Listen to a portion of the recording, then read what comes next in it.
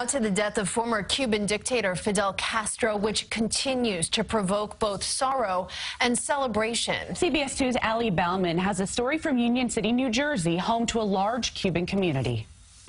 In Havana, people are entering the second day of national mourning, but here in what's known as Havana on the Hudson, we've been seeing more cheers than tears.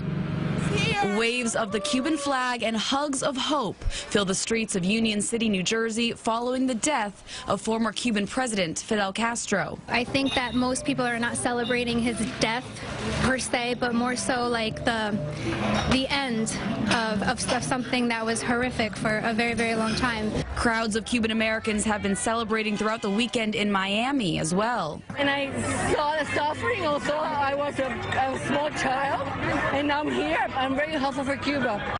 In 1959, Castro, along with Ernesto Che Guevara, overthrew the government of Fulgencio Batista, turning the country into a communist nation for the following 5 decades. Human rights groups say Castro's regime was responsible for imprisoning, torturing, and killing dissidents. A student at the time, Eduardo Ochoa, says he was imprisoned protesting for democracy.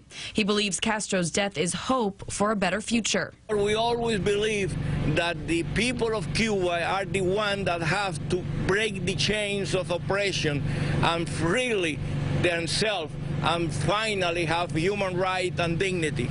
Castro introduced free medical care and universal education to Cubans. To supporters who see him as a revolutionary hero, he's known as El Comandante, the commander.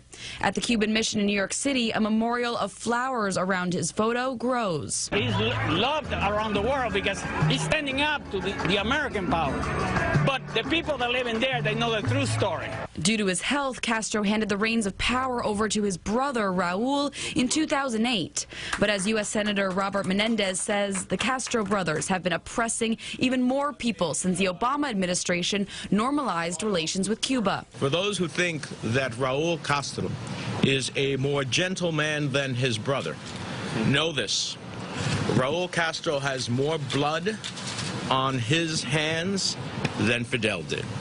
Raul says his brother will be cremated. The funeral is set for December 4th. In Union City, New Jersey, Ali Bauman, CBS 2 News. Both the incoming and outgoing presidents are commenting on Castro's death. President-elect Donald Trump said in part, quote, "The world marks the passing of a brutal dictator who oppressed his own people for nearly 6 decades. President Obama, who restored relations with Cuba, said history will record and judge Castro's impact, adding, "We extend a hand of friendship to the Cuban people." And other world leaders are also responding. Russian President Vladimir Putin is remembering Castro as a, quote, "friend of Russia, who he says built an inspiring example for many countries and nations." Pope Francis also sent a telegram to Cuban President Raul Castro, Fidel Castro's brother, offering his condolences. The comments of Canadian Prime Minister Justin Trudeau not sitting well with some. Trudeau called Castro in part a remarkable leader and cited his tremendous dedication and love for the Cuban people, who had deep and lasting affection for El Comandante. Republican Senator Ted Cruz, a Cuban American, called the comments disgraceful. Florida Senator Marco Rubio, also of Cuban descent, called them shameful and embarrassing.